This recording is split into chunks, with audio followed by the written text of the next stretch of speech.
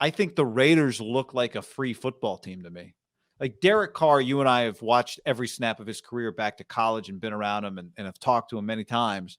He's like to me, his success comes from joy and fun and like he works hard, but I just mean that's who he is. He's a naturally joyful person. And the Raiders under Del Rio were like a chip on the shoulder organization. That's who the Raiders always were. And Del Rio fit, and Gruden definitely fit. Just anger and chip on the shoulder and just misery, and that's the way you're supposed to be. And I watch the team. They don't feel like they feel to me like they're playing with Derek Carr's personality, not the personality that that maybe they'd had under previous coaches, which was we have to be miserable and play with a chip on our shoulder. Even though he'd had success for them too. Yeah, I don't know if I'm nailing this quote exactly right, but I'm pretty sure Piscaccia, I'm definitely messed up his name, said after the game that he thought Derek's saving the team, in the sense of this guy's like the heartbeat of the team. When he speaks, everyone listens, and it goes back to what we were just talking about. Like, they have a really established player who's really good and the team respects, who's playing at a high level. So then when this shit hits the fan, like, it just felt like, hey, guys, everything's going to be okay. And Derek said, I saw, it wasn't Pam Oliver, it was Lindsay Zarniak, who's doing CBS sideline games. She asked Derek after the game, they were just talking about, what's it been like? And he was like, well, it's not like, when Jon left, we had an 0-5 team. Kind of like I've been a part of when a coach got fired and the team was shitty. That was not the case here. We were 3-2 with some big wins. Like they would have been a team. Like if a random coach could take over, like would there have been coaches in the NFL that like, hey, you can, hey, Urban, you can leave the Jags and go to the Raiders, right? Or you could, hey, Mike Zimmer, you can leave the Vikings and come to the, like people would have done the flip-flop. Like they had enough talent and a quarterback playing well. And I think you're right. I mean, I can't even imagine the elephant in the room of Gruden. And listen, I don't know if he was – I talked to someone on the staff that liked him. I do think Derek really liked him. I think there were probably players on the team that really, really liked him. Like we said with Shanahan, there is not – and definitely with the Raiders, there was not one player on that roster that did not come there. My theory with Carl Nassib, when everyone wanted to talk to him last week, and I don't know this at all, but I would guess like Jon Gruden changed Carl Nassib's life financially. He was a mid-round pick. Gruden gave him $25 million. So if Nassib hates everything Jon said, it's probably a weird spot. I watched Charles Woodson did a sit-down with Derek for Fox, and they played it on I didn't see it, but they played it on the pregame show live. But I saw the clip on Twitter where they came to the desk and those guys were talking about it. And Derek was just saying like, it's a weird spot for all these guys, right? Derek said it right when Jon got fired, right? You can hate the action, but still love the man. Like I think a lot of people in that like Darren Waller, who's become one of the best players in the league, was like, he said this in his press conference the day after Gruden got fired. If it wasn't for Jon Gruden, I wouldn't be here.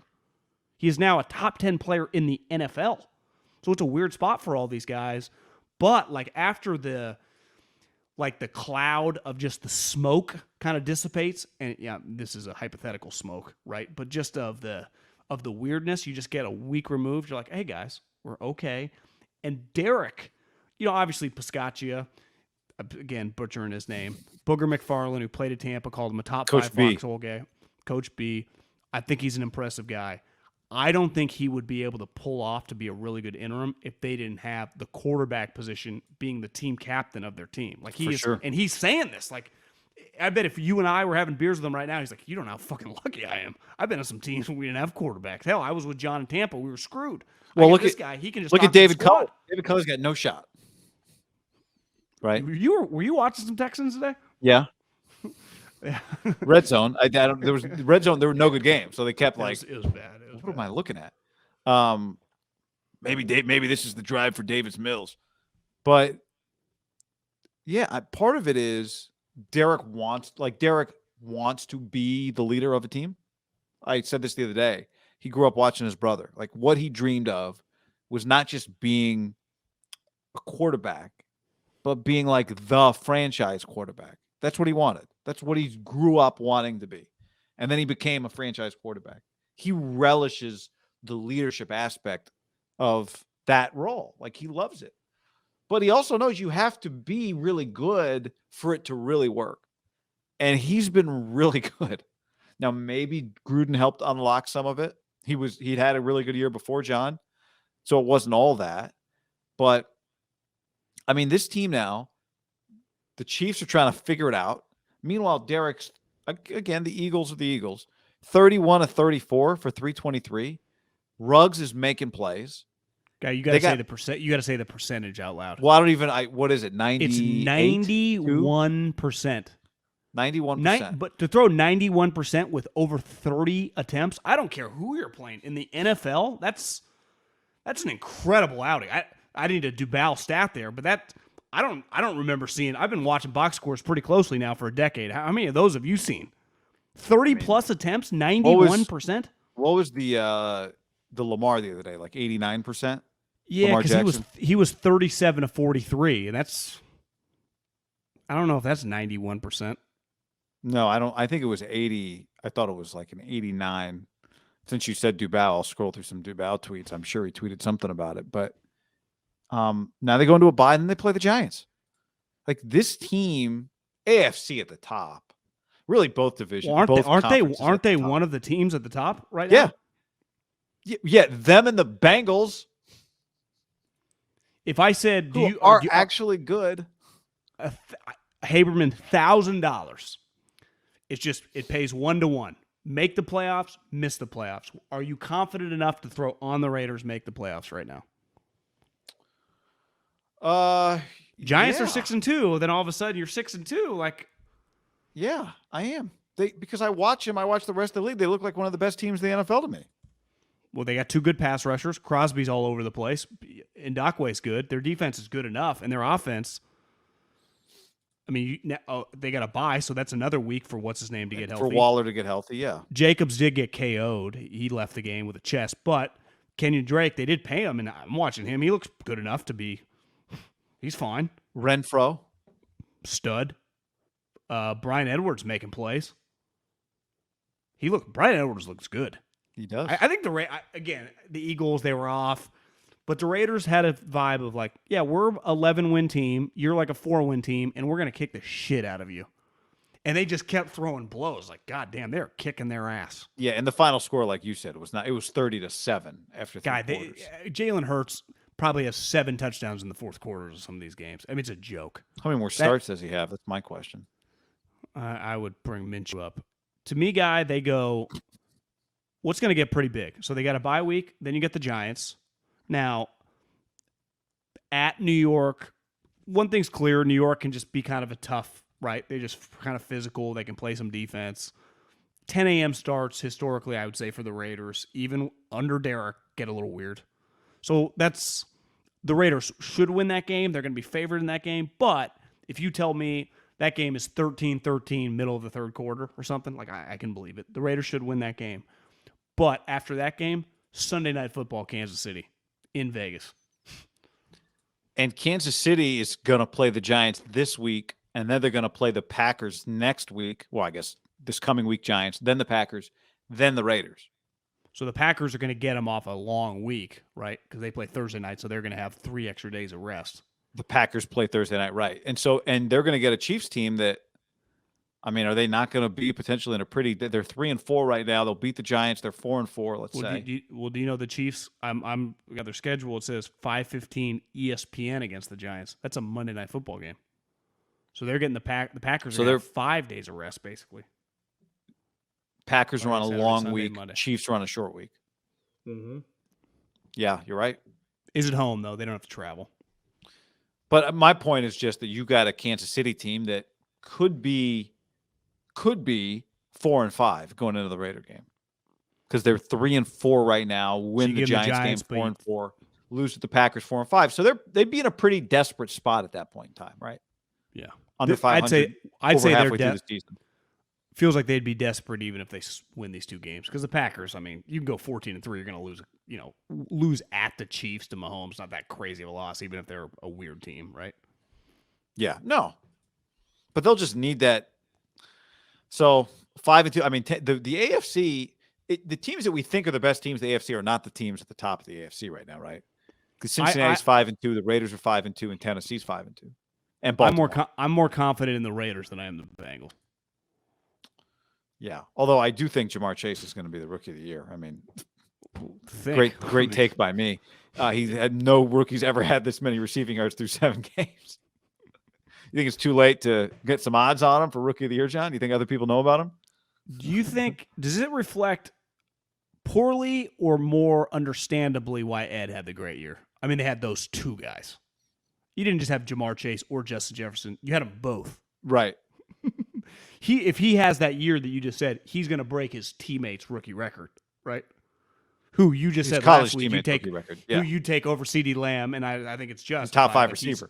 He's an elite player. Jefferson. So are they both top 5 receivers? I mean, Jamar Chase, yeah, I think part of being a top 5 receiver is just like doing it, right? Like, but you already put Jefferson in there. Receiver. Yeah, I'm just saying it's hard to be a top 5 receiver 7 games into your career.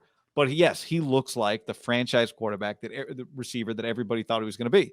So but yeah, in a vacuum right now, at worst, he's a top 10 wide receiver in 2021, right? And so is Justin Jefferson. So and his quarterback is a Pro Bowl level guy. So Ed Orgeron had 2 top 10 NFL wide receivers. One guy's probably in the top 5. The other guy's like 6 or 7. A star quarterback. If you just have those 2 things, I just say, hey, you got a college team, you got those 2 things. You're like, well, I mean, fuck, you put me in the SEC, at minimum, I'm going to win 9, right? Right. Because part of it is like, I don't teams think it have reflects... had 2 sweet wide receivers, but they haven't had the quarterback. Well, they had all 3. Plus Clyde, say what you want, and Terrace Marshall. I forgot about Terrace Marshall. I pulled up the roster. Yeah. I don't think it reflects poorly on Ed. It just explains what happened. Yeah. Which is he had this collection. Patrick Queen at linebacker. I saw Daniel Jeremiah tweeted this within the last probably 3 weeks.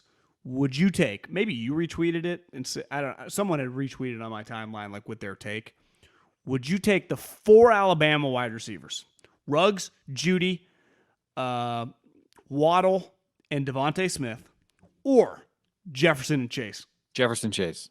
I didn't see that, but it was a good one. Tough. Because my thought being, how do I got 4 really good receivers. What do I do with that? Well, see, then you could go Billy Bean, where you're like, I'll pick the 2 best ones. Alabama couldn't play 4 of them. They won big with those 4 guys, though. Yeah, I mean, you could argue it worked. I mean, I don't, too many things going on. What are the stipulations? Do I have to keep them or can I trade them? No, you got to keep them. You got to find a way to play them. So if that's the case, get 2 of them. I would take the 2 then, yeah. Well, is any of those 4 Alabama guys better than those other 2? No. Is Devontae Smith better than... It's hard to tell. His quarterback's so terrible. Yeah. Who's the best Alabama wide receiver of the group? It's like, well, Waddle's like, you see my little piece shooter? You know? Probably. Ruggs looks pretty good. Yeah, Ruggs does look good. Ruggs made a play today that was like, you're like, okay, he's not just a just throw it down the field to him guy. Well, I think ideally you would do is like, could I get Ruggs and I put him with Jefferson, I put him with Chase, then I have the best 3 wide receivers in the league. Like that trio. Because you'd have this speed guy, you have this guy going over the middle, and Jamar Chase. I don't even know what Jamar Chase is, but his 80-yard touchdown, it was like a Debo play, but then he's like, I'm going to do a 360 as I'm breaking tackles, and I'm going to run away from everybody. It was crazy. Because he was like getting tackled, but he like kept his balance, but he was like breaking tackles, and he was doing 360s. But he also looks a little different than he looked in college in a good way. Like you said, he looks, because he's 6 feet, 200, he's like more built. Yeah. Then like the kind of guys sometimes we talk about dominating in college, who's like 6'3", just jumping over everybody. That's not his deal. He doesn't. Jefferson's taller for sure. Yeah. Jefferson's long. The Ravens looked like they wanted no part of tackling him, or like each guy thought somebody else was going to bring him down. It was weird.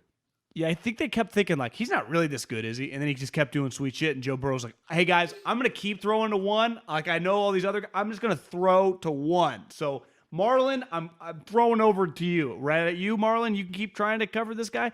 In fairness, Marlon Humphrey, I saw his quotes this week were like, it wasn't your typical DB, like, overrated rookie, I'm going to work his ass. It was like, yeah, you watch him on film, he's kicking everyone's ass. So, like, the Ravens were giving them respect. I don't feel like they came in like, who the fuck are the Bengals, right? No. I mean, they've always played those games. Those games in that division have always been good. Guys used to get painted red on sight, you know? When I see you, boy, I'm gonna paint you on sight. Yeah. He didn't mean Um, paintball either. no, but it's the Raiders just look like they. And I'm not saying that Gruden was a weight on their shoulders, but they look like they're just playing free and easy. And See, maybe he was. I mean, didn't Josh I Jacobs say like you're walking around the sideline, no one's getting? I don't remember exactly the quote last week. But it was like no one's getting screamed at, everyone's in a good mood. didn't see that. Josh Jacobs had a quote like that last week. I'm not. I'll see if I can find it directly. I don't want to screw it up, but Well, I think he was immediately, and we talked about this for a while. It felt like he was more famous than a good coach because he was immediately like as famous as Belichick, Peyton, Andy, Pete, right? Like Gruden was that level of like, damn, you play for Jon Gruden. Like every dude on that team is texting with their buddies about like what's he like, right? If I go play for Zach, if me or you knew a guy for Zach Taylor, our first question is not like, what is Zach Taylor like in the meeting? Any person I knew around Gruden, I was always like, what's he like? How's he every day? They're always getting that, and you're always kind of on edge around him. I do wonder if you just – I think they got one of the greatest just reprieves of – I don't know if it's sustainable with Rich and as a special teams coach, if he's a great head coach or not. It might not even matter with the way they were equipped, but big picture, I don't know.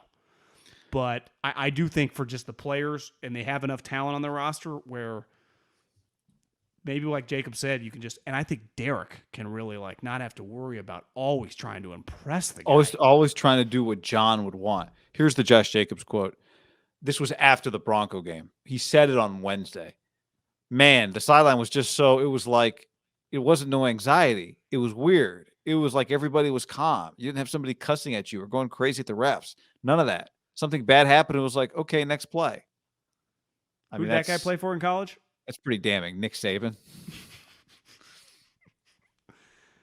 That's really damning. Did you see the highlight last night of Saban talking with Bryce, like just like as like a looked like a lover, just calming him down. It wasn't yelling or anything. He just like was touching his head to head, and they were just like talking.